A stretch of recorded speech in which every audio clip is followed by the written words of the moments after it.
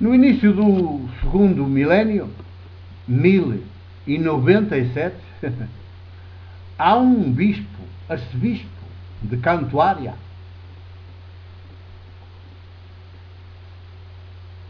chamado Santo Anselmo. Já o canonizaram, porque ele disse uma mentira tão grande e deu tanto jeito às religiões cristãs eclesiásticas, às igrejas cristãs eclesiásticas, ao cristianismo. Deu um jeito do caraças a resposta. Uma resposta que ele dá à grande pergunta. E, portanto, se é uma resposta à grande pergunta, é uma perversão. Porque a grande pergunta nunca se tem resposta. Fica sempre a pergunta. Sem resposta. Tudo que for resposta é em terceiro. E se depois quem dá essa resposta ainda por cima é canonizado, então é porque os dirigentes do sistema, do poder, neste caso religioso e eclesiástico, é que falam a linguagem de canonizar, fazer santos e santas, é porque aquela resposta lhes foi favorável. Isto é, ajudou a reforçar ainda mais o manto ideológico e teológico idolátrico para manter aqueles chefões à frente. Ainda saem mais por cima, revestidos de mais poder, perante as multidões, as vítimas. Pois o Santo Anselmo, canonizaram esse sinal de que lhes fez um jeito do caraças a sua resposta, interpreta a morte de Jesus. Esta morte absolutamente injusta, o crime dos crimes,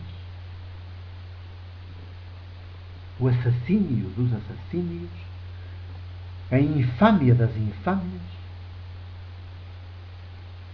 o hediondo dos hediondos, interpreta de uma forma absolutamente obscena, absurda, mas que ainda anda aí alojada na cabecinha das pessoas, na mente dos animais racionais. E então na mente dos sacerdotes, dos clérigos, dos pastores das igrejas cristãs, e na mente dos grandes dirigentes do poder financeiro, também, mas em linguagem laica, mas é exatamente a mesma resposta, traduzida em linguagem laica, até ateia porventura. Diz que esta morte teve de acontecer assim, porque Deus, o ídolo, ou que se diga Deus, estamos a falar de um ídolo, e de um Deus que a gente conhece, é um ídolo que a gente conhece, e portanto até lhe conhece as necessidades, então é um ídolo.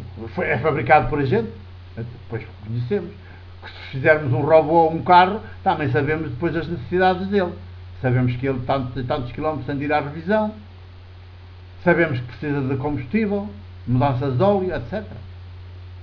A gente é que o fez, sabe as necessidades que ele tem.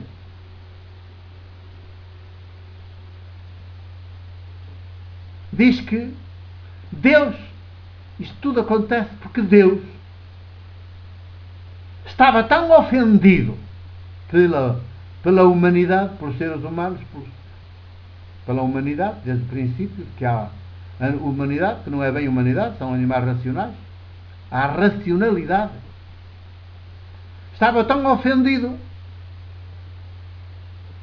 que era preciso um ser à sua altura que reparasse essa ofensa. E a ofensa vinha de quê? De onde? De um pecado. Feio. De desobediência. Olha a desobediência. Há lá pecado mais feio do que a desobediência aos poderes. Os poderes ordenam e todos têm de obedecer e cumprir. Legislam, toda a gente tem de cumprir. Para o poder, para os dirigentes do poder, para os agentes históricos dos poderes, os três poderes, o pecado maior ou o crime maior é a desobediência. Por isso é que os frades e as freiras, desgraçados e desgraçadas, fazem um voto de obediência ao seu superior ou à sua superiora. E aquilo funciona como uma máquina depois. Porque eles são como cadáveres. Obedecer como cadáveres. É o voto de obediência. E castrados, voto de castidade perpétua. Fazem deles o que querem e delas, gato-sapato, os superiores e as superioras, que são os dirigentes. Quase sempre são depois canonizados. Depois de morrer. Então, por um pecado de desobediência. E claro, estamos a ver que remete para aquele mito bíblico do Gênesis que fala de umas personagens míticas, numa história mítica, num conto mítico, num conto bíblico, melhor, e que, portanto, recorre a personagens míticas, que fala do Adão e Eva e da desobediência. Não comas desse fruto e eles comeram. Desobediência. Ui, que pecado tão feio, tão grande. E para tirar este pecado, para que Deus voltasse a olhar para a gente, era preciso que alguém ao seu nível, não bastava um simples ser humano sem mais, alguém ao seu nível se oferecesse como vítima, em sacrifício, e dizer: contra esse pecado da desobediência, eu aqui aceito ser imolado para satisfazer,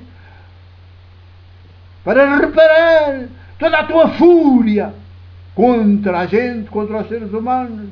E então aqui estou eu, e tu aceitas-me e perdoas.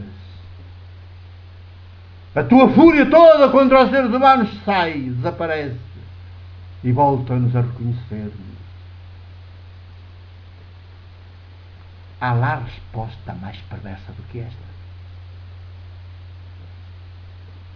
Mas é esta a resposta, ouviram bem, que a Igreja Católica Romana e as igrejas cristãs que vieram depois protestantes seguem ainda hoje. E ensinam ainda hoje. Que as universidades católicas e confessionais das igrejas protestantes ensinam ainda hoje. As catequeses paroquiais ensinam ainda hoje. A mais perversa das respostas. Porquê? Só um Deus imaginado, projetado pelos sacerdotes é que é assim sádico, cruel, vingativo, que só perdoa se houver ali uma vítima à sua altura. E então era preciso que o mais inocente de todos fosse sacrificado, fosse morto, e aceitasse ser morto para reparar esse pecado de desobediência e fazer com que o Deus deixasse de se vingar e voltasse a acolher. Que Deus! Melhor se fosse ateu. E que resposta maldita, perversa. Vêem como o manto aqui na mente ficou absolutamente concertado e duro. Um manto que a pergunta de Jesus rachou de alto a baixo. Está outra vez aí, unidíssimo. Já vamos.